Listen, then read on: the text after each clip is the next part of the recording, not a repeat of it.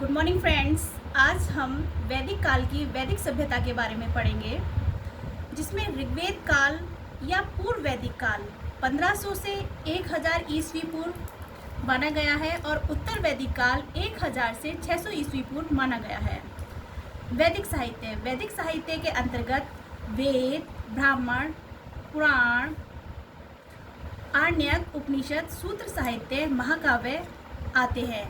वैदिक साहित्य को श्रुति साहित्य भी कहते हैं। वेदांग की संख्या 6 है। याद रहे, वेदांग वैदिक साहित्य नहीं होते। वेद किसे कहते हैं? संस्कृत की विद धातु से बना है, जिसका अर्थ है जानना या प्राप्त करना। वेद को अपरुष से कहा जाता है। अपरुष से का अर्थ है ईश्वर द्वारा रचित, मतलब इसकी रचना मानव द्वारा नहीं हुई है, ईश्वर द्वारा रचित है। वेद सार्वभौम, अनंत, नित्य, शाश्वत है। शाश्वत ये सत्य है। वेदों में मंत्र हैं। ये मंत्र स्तुति परक तथा अनुष्ठान परक हैं, जो विविध देवी देवताओं को समर्पित हैं। एग्जाम में अक्सर वेदों का सही क्रम पूछ लिया जाता है। तो वेदों का सही क्रम क्या है? ऋग्वेद, यजुर्वेद, सामवेद और अथर्ववेद। ऋग्वेद में परंपरा से अग्नि व ज्ञान को समर्पित है। यजुर्वेद परंपरा से वायु व कर्म को समर्पित है। सामवेद उपासना, प्रवृत्ति व सूर्य को समर्पित है। अथर्ववेद परमेश्वर ब्रह्मा को समर्पित है। अथर्ववेद को अन्य नामों से भी जाना जाता है। कभी कभी एग्जाम में अथर्ववेद का नाम न देकर उसके अन्य नाम दे दिए जाते हैं और बच्चे जो ना कंफ्यूज हो जाते हैं कि अरे अब हम क्या करें, अथर्ववेद का तो नाम है ही नहीं। तो अथर्ववेद के नाम को हम पढ़ेंगे यहाँ पर। ये नोट डाउन कर लीजिए, ये बहुत इम्पोर्टेंट है। महिर्वेद, भैंस्यवेद, छामवेद, अंगिरस वेद, पुरोहित वेद, ये सारे नाम अथर्ववेद के हैं। पांचवा वेद किसी ने पढ़ा है? मुझे नहीं लगता कि आज तक किसी ने पांचवा वेद पढ़ा होगा। छांदोग्य उपनिषद में इतिहास पुराण को पांचवा वेद कहा जाता है। अब हम ऋग्वेद के बारे में पढ़ेंगे। ऋग्वेद से तात्पर्य ऐसे संग्रह से है जो छंदों अथवा रचनाओं से आबद्ध हो। इसकी शैली पदात्मक है। ऋग्वेद में 8 अष्टक, एक अध्याय में 8 अष्टक मतलब 64 अध्याय हैं। ऋग्वेद में 10 मंडल हैं, जिसमें 1028 सूक्त, जिसमें 1017 विवाहित हैं और 11 मंत्र विवाहित हैं। विवाहित सूक्त को ही बालखिल्य कहते हैं। इसमें एक टोटल 1028 सूक्त हैं, जिसमें 1017 तो विवाद रहित हैं, जिनके ऊपर कोई भी विवाद नहीं है। 11 मंत्र विवादित हैं। विवादित सूत्र को ही बालखिल्य कहते हैं। सूक्त का अर्थ है अच्छी पंक्ति या उक्ति। अब हम ऋग्वेद की 5 शाखाएं पढ़ेंगे। अश्वलायन, सारकायम, मांडुकायम, वास्कल, सांकल। वर्तमान में ये 2 ही उपलब्ध है। वास्कल में 56 मंत्र हैं और साकल में 1017 मंत्र हैं। दृष्टा, वैदिक मंत्रों की रचना करने वाले को दृष्टा कहते हैं। यहाँ इंपॉर्टेंट लगा लीजिए, यह भी एग्जाम में कई बार आया है कि दृष्टा किसे कहते हैं। ऋषि, वैदिक मंत्रों की रचना करने वाली महिलाओं को ऋषि कहते हैं। इसको भी नोट डाउन कर लीजिए। वैदिक कालीन महिलाएं, कुछ वैदिक कालीन महिलाओं के यहाँ नाम बताए जा रहे हैं। लोपामुद्रा, राची, कोलामी, कक्षावृति, विश्ववारा, घोषा, श्रद्धा, अर्शनाना आदि। आप एक नोट डाउन कर लीजिए। संसार की सबसे प्राचीनतम काव्यात्मक रचना ऋग्वेद में मिलती है। यह बहुत इम्पोर्टेंट है, इसको यहाँ इम्पोर्टेंट लिख लीजिए। ऋग्वेद में 10 मंडल हैं। प्रथम मंडल के रचयिता हैं अंगिरा ऋषि। द्वितीय मंडल के रचयिता हैं गिर्दसम्द। तृतीय के विश्वामित्र, चतुर्थ के वामदेव, पंचम के अत्रि, षष्ठ के भारद्वाज, सातवें के वशिष्ठ, आठवें के कर्ण, नवम यानी अनेक, यानी यहाँ इसमें एक से ज़्यादा रचयिता हैं। 10 मंडल महासूक्त तथा क्षुब्ध शक्ति है, इसमें भी एक से ज़्यादा है, लेकिन मेन यही है। सबसे प्राचीन मंडल जो हैं वे 2 से लेकर 8 तक हैं और जो नए मंडल जो बाद में जोड़े गए हैं वो 1 और 10 है। सबसे बड़ा मंडल जो है वो 10वां मंडल है, सबसे छोटा मंडल है वो दूसरा मंडल है। यहाँ वेरी इंपॉर्टेंट लगा लीजिए, कुछ ये मेन चीज़ें हैं। प्रथम मंडल में 20 राजाओं के युद्ध का उल्लेख है। ध्यान रहे, प्रथम मंडल में कुछ बच्चे ऐसे होते हैं जो 10 राज्य के युद्ध का उल्लेख जिसमें होता है वो 7वें मंडल में होता है, लेकिन वो फटाफट से लगा देते हैं कि 7वां मंडल, और आंसर हो जाता है रॉन्ग। इसलिए ध्यान रहे, प्रथम मंडल में 20 राजाओं के युद्ध का उल्लेख है, दूसरे मंडल में इंद्र की स्तुति की गई है, तीसरे मंडल में विश्व की स्तुति का वर्णन है, चौथे मंडल में कृषि से संबंधित मंत्र व 3 राजाओं का उल्लेख है। ये 3 राजा कौन थे? अजमीट, पुरमीट और त्रादृश्यु। यहाँ चौथे मंडल में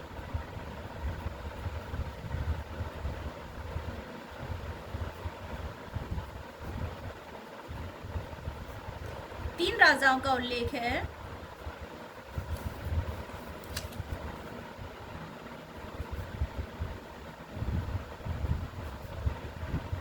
उन राजाओं के नाम क्या क्या हैं? पहला है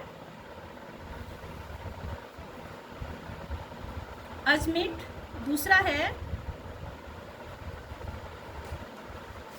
पुरमीट और तीसरा है त्रादृश्यु। 2 से लेकर 7वें मंडल को गोत्र मंडल, कुल मंडल, परिवार मंडल, वंश मंडल और ऋषि मंडल कहते हैं। आप नोट कीजिए, वंश मंडल का पहला सूक्त अग्नि को, वंश मंडल का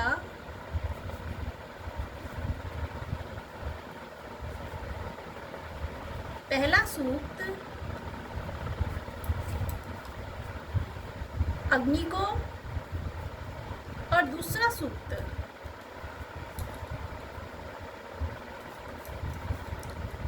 इंद्र को समर्पित है।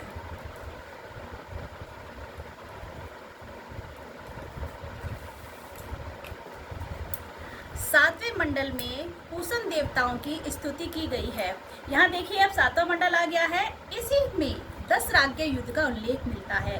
जो 10 राज्य युद्ध का उल्लेख मिलता है वो 7वें मंडल में मिलता है, और जो 20 राजाओं के उल्लेख मिलता है वो हमें प्रथम मंडल में मिलता है। ऋग्वेद में लक्ष्मी, बृहस्पति व उनकी पत्नी जूही, स्तूप शब्द, अयोध्या, ऊंट शब्द का प्रथम उल्लेख मिलता है ऋग्वेद में। ऋग्वेद के 10वां मंडल में हिरण्यगर्भ सूक्त जो विष्णु को समर्पित है उसका उल्लेख मिलता है। यहाँ नासदीय सूक्त बहुत इंपॉर्टेंट है। इसमें सृष्टि की पूर्व अवस्था का वर्णन है, इसलिए इसे विश्व का प्रथम दार्शनिक सूक्त कहते हैं। ऋग्वेद के 10वें मंडल में सूर्य सूक्त में विवाह समारोह का वर्णन मिलता है। पुरुष सूक्त को प्रथम स्रोत माना जाता है, जिसमें चारों वर्णों ब्राह्मण, क्षत्रिय, वैश्य, शूद्र का उल्लेख मिलता है। यहाँ पर इंपॉर्टेंट लगा लीजिए, यह कई बार आया है। दान स्तुति में संरक्षक द्वारा उपहार देने का वर्णन है। ऊर्ध सूत्र में अर्चना द्वारा प्रयोग में लाए जाने वाले ऊनी वस्त्रों का उल्लेख है। यहाँ ये 4 ऑप्शन दे दिए जाते हैं, पुरुष सूक्त, दान स्तुति और ऊर्ध सूत्र और ऋग्वेद, और इसमें पूछ लिया जाता है कि किस में क्या वर्णन किया गया है, तो इसलिए ये तीनों चीज़ें इंपॉर्टेंट हैं। आप इनको नोट डाउन कर लीजिए। अब हम यजुर्वेद के बारे में पढ़ेंगे। यजुर्वेद में यज्ञ व अनुष्ठान संबंधी कर्म कांडों का उल्लेख मिलता है। यह एक पहला वेद है जो गद व पद दोनों में लिखा है। यजुर्वेद परंपरा से वायु व कर्म को समर्पित है। यजुर्वेद को 2 शाखाओं में बांटा गया है, कृष्ण यजुर्वेद और शुक्ल यजुर्वेद। कृष्ण यजुर्वेद के अंतर्गत इसके 4 पाठ हैं, जिसमें कांठक, कपिस्थल, मैत्रेय और तैत्रेय। और दूसरे शुक्ल यजुर्वेद में इसके 2 पाठ हैं, माध्यनिधि जिसको वाजसनेयी भी कहते हैं, और कर्म। नोट कीजिए, शुक्ल यजुर्वेद की संहिताओं को वाजसनेयी संहिता भी कहते हैं। यह भी कई बार एग्जाम में आया हुआ है। यजुर्वेद में विभिन्न प्रकार के यज्ञों की चर्चा हुई है। वह यज्ञ कौन कौन से हैं? राजसूय यज्ञ, अश्वमेधु यज्ञ, वाजपेयी यज्ञ, पितामह यज्ञ। सामवेद, सामवेद का क्या अर्थ होता है? संगीत अथवा गान। परंपरा से उपासना प्रवृत्ति व सूर्य को समर्पित है। सामवेद के प्रथम दृष्टा अर्थात रचयिता वेद व्यास के शिष्य जैमिनी माने जाते हैं। सामवेद की 3 शाखाएं थी, कौदुम शाखा, जैमिनी और राजनीय। कौदुम शाखा सबसे प्राचीन शाखा थी, जिसका विकास गुजरात में हुआ, जैमिनी का कर्नाटक में हुआ और राजनीय का महाराष्ट्र में हुआ। सामवेद को महत्व स्थापित करने के लिए श्रीमद् भागवत गीता में श्री कृष्ण ने कहा है कि मैं ही वेदों में सामवेद हूँ। ये बहुत इम्पोर्टेंट है, इसको नोट डाउन कर लीजिए। अब हम अथर्ववेद पढ़ेंगे।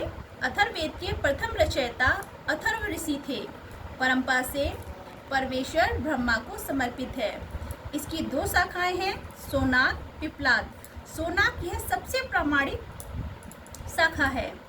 अथर्ववेद के पृथ्वी सूक्त में राष्ट्र की अवधारणा का पहला उल्लेख मिलता है। ये वेरी इंपॉर्टेंट है। अथर्ववेद में पृथ्वी को माता कहकर पुकारा गया है। यहाँ हम चार्ट में समझेंगे कि कौन सा वेद किसको समर्पित है।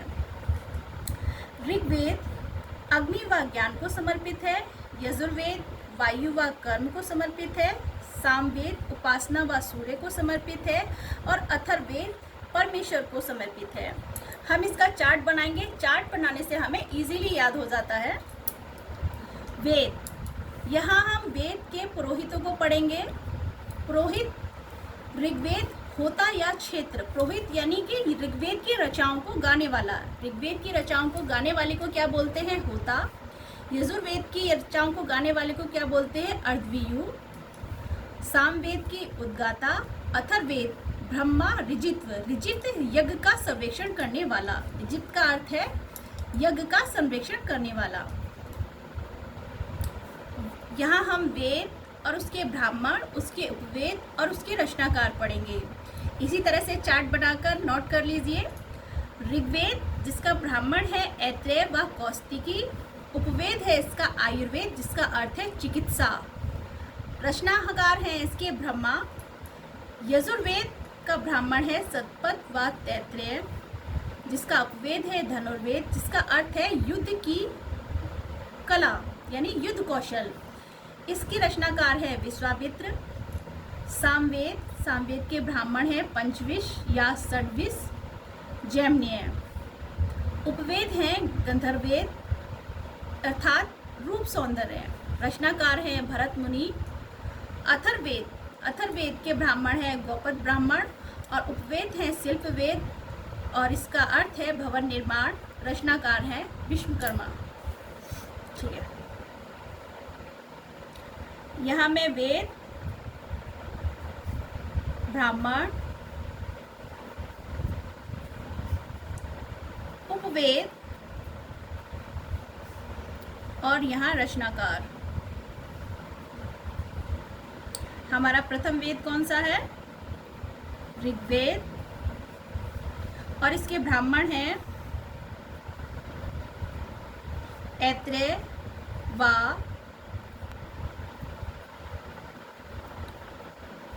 कौशितकी और इसका उपवेद है आयुर्वेद, जिसका अर्थ है चिकित्सा। आप सबको चमक रहा है? इसका रचनाकार है ब्रह्मा। दूसरा है यजुर्वेद, इसका ब्राह्मण है सतपथ व तैत्रेय। इसका उपवेद है धनुर्वेद, जिसका अर्थ है युद्ध कौशल और इसके रचनाकार हैं विश्वामित्र। तीसरा है हमारा सामवेद, जिसके ब्राह्मण हैं पंचविश या इसको षड्विश भी कहते हैं। अगर दोनों में से एग्जाम में कोई भी नाम आ जाए तो कंफ्यूज मत होना। और जैमिनीय। इसके उपवेद है गंधर्ववेद, जिसका अर्थ है रूप सौंदर्य, और इसके रचनाकार हैं भरत मुनि।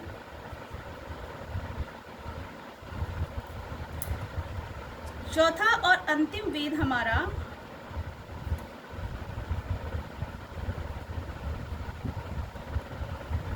जिसका ब्राह्मण है गोपद, और उपवेद है शिल्प वेद, जिसका अर्थ है भवन निर्माण,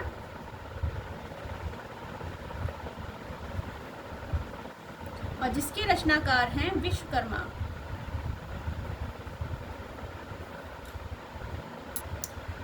ऋग्वेद के ब्राह्मण ऐत्रेय व कौशिकी। ऐत्रेय ब्राह्मण में भारत के 5 खंड बताए गए हैं: पूर्व, पश्चिम, उत्तर, दक्षिण और मध्य।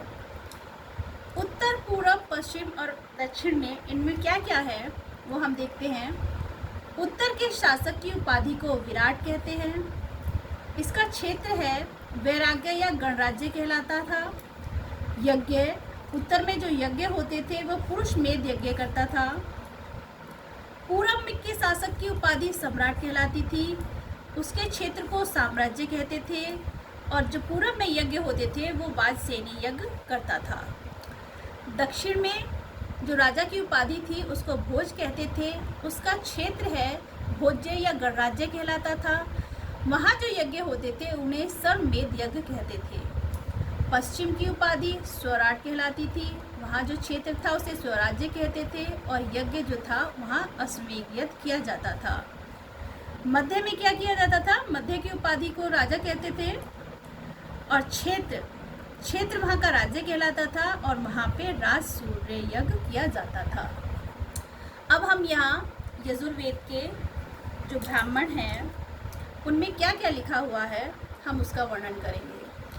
यजुर्वेद के शतपथ ब्राह्मण को लघु वेद की संज्ञा दी जाती थी।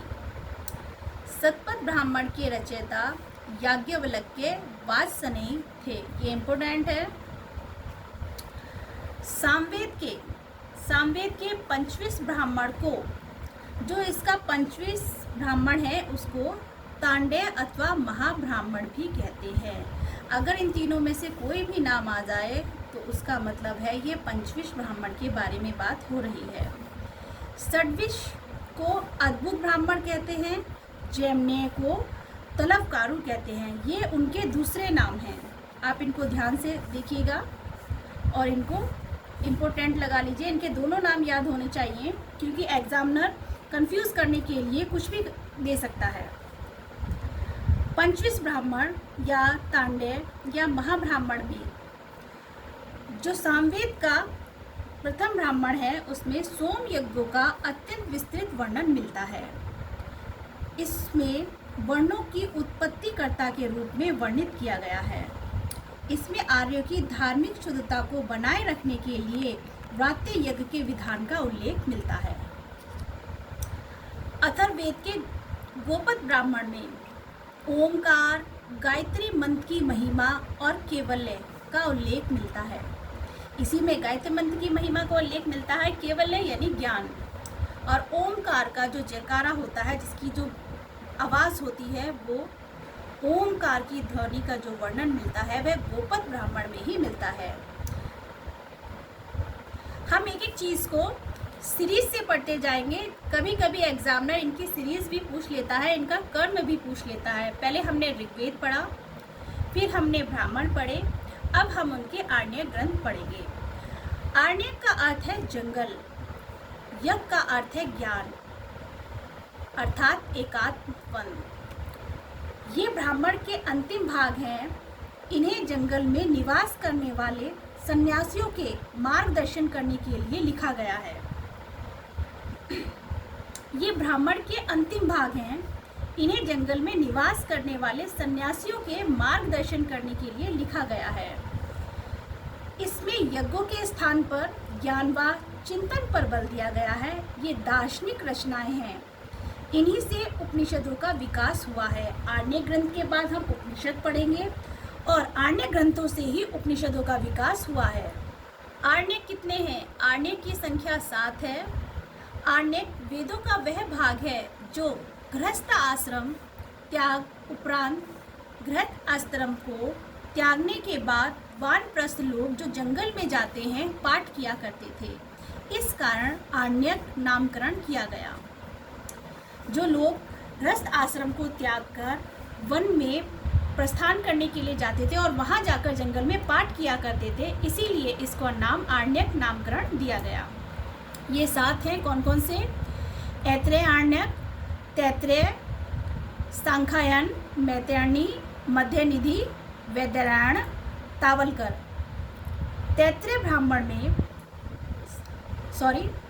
तैत्रेय आर्ण्यक में सर्वप्रथम यज्ञोपवीत का उल्लेख है, यानी पीले वस्त्र का उल्लेख है। अथर्ववेद का कोई आर्ण्यक नहीं है। यहाँ पर ये नोट कीजिए, ध्यान रहे, अथर्ववेद का कोई भी आर्ण्यक नहीं है। अब आर्ण्यक के बाद हमारा वैदिक साहित्य का अंतिम भाग आता है उपनिषद। उपनिषद को वेदांत और मीमांसात्मक ग्रंथ भी कहा जाता है। ये वैदिक साहित्य के अंतिम भाग है। इनका मुख्य विषय ब्रह्मा विद्या का प्रतिपादन करना है। उपनिवस का शाब्दिक अर्थ क्या होता है? उप अर्थात समीप, नि शब्द का अर्थ है निष्ठापूर्वक, सद का अर्थ है बैठना, अर्थात गुरु के समीप निष्ठापूर्वक बैठकर अध्ययन करना उपनिषद कहलाता है। उपनिषदों की संख्या 108 है, जिनका उल्लेख मुक्तिकोपनिषद में मिलता है। किसमें मिलता है? मुक्तिकोपनिषद। ये इम्पोर्टेंट क्वेश्चन है कि 108 उपनिषदों का उल्लेख किसमें मिलता है? मुक्तिकोपनिषद, जिसमें हमें प्राप्त हैं 12 और प्रमाणिक सिर्फ 10 हैं। उपनिषदों में ज्ञान व तर्क पर बल दिया गया है। शंकराचार्य द्वारा 10 उपनिषदों पर टीका की गई है। उपनिषदों की रचना मध्यकाल तक हुई थी। यहाँ पर ये ध्यान रखिए कि शंकराचार्य द्वारा कितने उपनिषदों पर टीका की गई है? 10। अकबर के काल में अल्लोपनिषद लिखा गया। ये भी नोट कीजिए, ये भी इम्पोर्टेंट है। सबसे बड़ा उपनिषद कौन सा है? बृहदारण्यक उपनिषद। और सबसे छोटा है मांडूक्य। सबसे प्राचीन है छांदोग्य और जो सबसे बाद में आया था वो है मैत्रेयी। अब हम क्रम से स्टेप बाय स्टेप उपनिषदों के बारे में पढ़ेंगे। ऋग्वेद का उपनिषद है ऐत्रेय व कौशितकी उपनिषद। यजुर्वेद का उपनिषद जो है बृहदारण्यक उपनिषद, जो कि शुक्ल यजुर्वेद का है। इसमें क्या क्या वर्णन मिलता है? इसमें राजा जनक के दरबार का उल्लेख मिलता है। याज्ञवल्क्य गार्गी संवाद का उल्लेख मिलता है। ईश उपनिषद, यह भी शुक्ल यजुर्वेद का है। ये जो बृहदारण्यक उपनिषद और ईश उपनिषद है, यह सब यजुर्वेद के उपनिषद हैं। ईश उपनिषद में निष्काम कर्म सिद्धांत का सर्वप्रथम प्रतिपादन का उल्लेख मिलता है। ये यजुर्वेद का अंतिम अध्याय है। कठोपनिषद, ये यजुर्वेद के कृष्ण यजुर्वेद से संबंधित है। इसमें यम नचिकेता का उल्लेख मिलता है। ये बहुत इंपॉर्टेंट है, ये अक्सर एग्जाम में पूछा जाता है। मृत्यु के बाद जीवन क्या है का उल्लेख इसी उपनिषद में मिलता है। इसमें कर्म कांडों की आलोचना की गई है। स्वामी विवेकानंद का कथन उत्तिष्ठते जगह प्राप्त वर्णादि बोधित का उल्लेख भी इसी उपनिषद में मिलता है। आत्मा की अमरता का उल्लेख भी इसी उपनिषद में मिलता है। यह इम्पोर्टेंट है। श्वेतांबर उपनिषद, यह यजुर्वेद के कृष्ण यजुर्वेद से संबंधित है। इसमें योग के महत्व का प्रतिपादन किया गया है। पहली बार भक्ति का उल्लेख इसी उपनिषद में मिलता है। नवदा भक्ति का उल्लेख भी इसी उपनिषद में मिलता है। इसमें परमात्मा को रुद्र तथा जगत को माया कहा गया है। हमें से यहाँ पे एक छोटी सी ट्रिक लगा लेते हैं। श्वेतांबर यानी कि श्वेतांबर और वो दिगंबर जैन धर्म के जो संप्रदाय थे, वहाँ से लगा दें। यहाँ पर सिर्फ भक्ति का उल्लेख किया गया है, योग के महत्व का प्रतिपादन किया है, पहली बार भक्ति का उल्लेख किया गया है, नवदा भक्ति का उल्लेख किया गया है और परमात्मा को रुद्र तथा जगत को माया कहा गया है। मैत्रेयणी उपनिषद यह कृष्ण यजुर्वेद से संबंधित है। इसमें त्रिमूर्ति व चारों आश्रमों के सिद्धांतों का उल्लेख है। इसी में सर्वप्रथम निराशावाद के तत्व मिलते हैं। ये सबसे बाद का उपनिषद है। यहाँ भी एक छोटी सी टिक लगा लेते हैं। मैत्रेयणी उपनिषद, मैत्रेयणी यानी कि श्री कृष्ण भगवान के जो मित्र थे सुदामा जी, तो त्रिमूर्ति व चारों आश्रमों के सिद्धांत, क्योंकि वो सब आश्रम में रहते थे, तो यहाँ त्रिमूर्ति व चारों आश्रमों के सिद्धांत का उल्लेख है। इसी में सर्वप्रथम निराशावाद के तत्व मिलते हैं। जब उनके मित्र सुदामा जी ने उनके दिए हुए चनों को खा लिया था, तो वो बहुत निराश हो गए थे कि मेरे मित्र